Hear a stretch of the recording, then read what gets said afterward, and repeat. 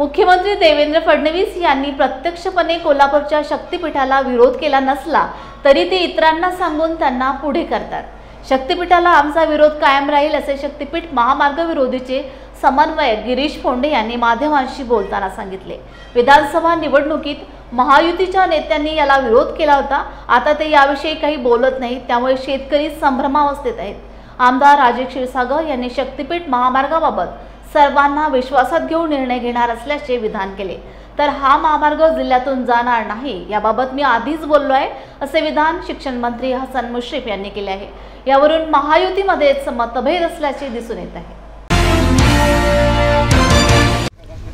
शक्तिपीठ महामार्गाबद्दल कोल्हापुरातील आणि इतर जिल्ह्यातील शेतकऱ्यांचा विरोध आहे। हा 1 वर्षापासून सुरू आहे, हे सर्व महाराष्ट्रातील जनतेला माहिती आहे।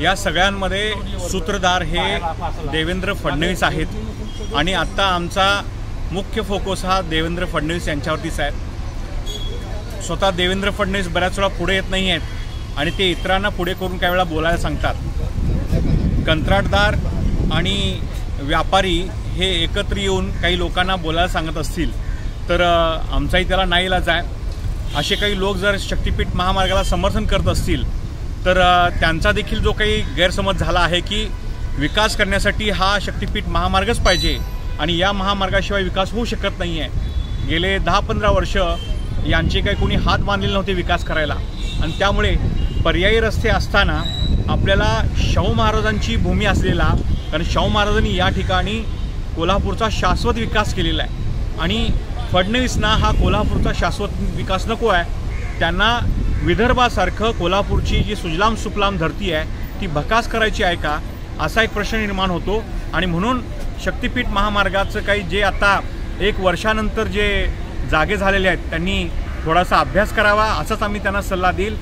शेतकरी कोणत्याही परिस्थितीमध्ये विचलित होणार नाहीत, इकडे तिकडे लक्ष देणार नाहीत। आम्हाला बऱ्याच गोष्टींकडे दुर्लक्ष करायचं आहे। आमचा फोकस हे देवेंद्र फडणवीस आणि शक्तिपीठ महामार्ग कायमचाच हद्दपार करणे याच्यावरती आहे।